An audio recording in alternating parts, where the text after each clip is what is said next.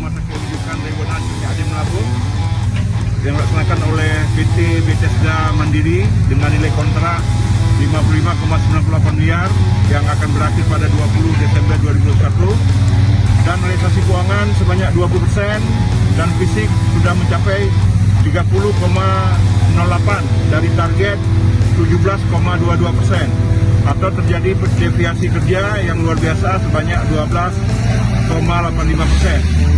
Demikian yang dapat kami sampaikan kepada Bapak Gubernur. Semoga ini dapat berjalan sebagaimana jadwal yang sudah kita tetapkan dan kita kerja lebih maju lagi. Demikian, Assalamualaikum warahmatullahi wabarakatuh.